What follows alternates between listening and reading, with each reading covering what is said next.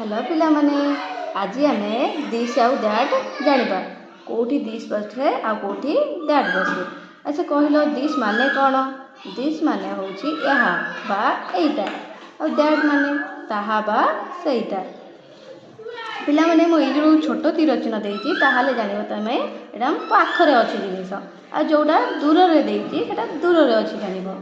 अच्छा चलो पढ़िबा। दिस आउ दैट आमे गोटे ऑब्जेक्ट ପାଇଁ ବ୍ୟବହାର କରିଥାଉ। दिस आउ दैट ଆମେ କ'ଣ କରିଥାଉ ନା କେବଳ ଗୋଟିଏ ଅବଜେକ୍ଟ ପାଇଁ ବ୍ୟବହାର କରିଥାଉ। ଯେଉଁ ଜିନିଷ ଆମ ପାଖରେ ଥିବ ଆଉ ଗୋଟେ ଥିବ ତାହେଲେ ଆମେ ଦିସ୍ ବସେଇବା, ଆଉ ଯେଉଁ ଜିନିଷ ଆମଠାରୁ ଦୂରରେ ଥିବ ସେ ବି ଗୋଟେ ଥିବ ତାହେଲେ ଆମେ ତା ପାଇଁ ଦ୍ୟାଟ୍ ବସେଇବା। ଏବେ ଜାଣିଲ ଦିସ୍ ଆଉ ଦ୍ୟାଟ୍ କେଉଁଠି ବସେ? ଆଚ୍ଛା କିଛି ପ୍ରଶ୍ନ ମୁଁ ଆଣିଛି ସେଇଆକୁ ଆଜି ଆମେ ଦେଖିବା। ଡ୍ୟାସ୍ ଇଜ୍ ମାଇ ବୁକ୍, ତାହେଲେ ଏଇଟା କ'ଣ ଅଛି? ପାଖରେ ଅଛି, ସେଇଥିପାଇଁ ବସିବ this. This is my book, ଏହା ମୋର ବହି। ସେକେଣ୍ଡ ଦେଖିବା ଡ୍ୟାସ୍ ଇଜ୍ ଏ ଷ୍ଟାର୍, ଏଇଟା କ'ଣ ଅଛି? ଷ୍ଟାର୍ ଆମର ଦୂରରେ ଅଛି, ସେଇଥିପାଇଁ ବସିଲା that. That is a star. ତାପରେ dash is my pencil, pencil କେଉଁଠି ଅଛି ନା ପାଖରେ ଅଛି, ସେଇଥିପାଇଁ କ'ଣ ବସିଲା this. This is my pencil, ଏହା ମୋର pencil.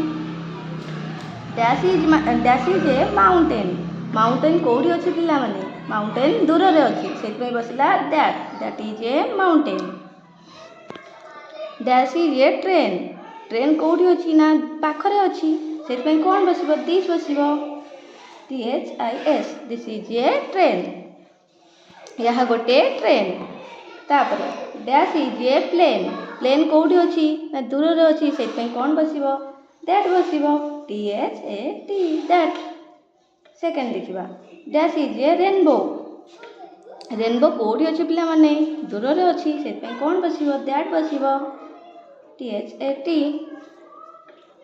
Dash is my toy, toy କେଉଁଠି ଅଛି ପିଲାମାନେ? ଟୟ ପାଖରେ ଅଛି, ସେଥିପାଇଁ କ'ଣ ବସିବ ନା ଦିସ୍ ବସିବ।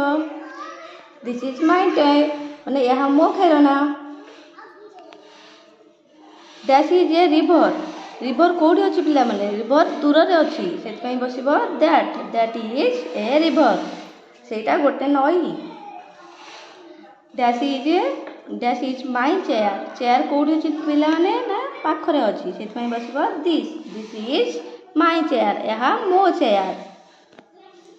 ସେକେଣ୍ଡ ଦେଖିବା dash is my pen, pen କେଉଁଠି ଅଛି ନା ପାଖରେ ଅଛି, ଏଇଟା ଗୋଟେ ପେନ୍, ପେନ୍ ମୋ ପାଖରେ ଅଛି, ସେଥିପାଇଁ ବସିଲା this. This is my pen, ଏହା ମୋ କଲମ।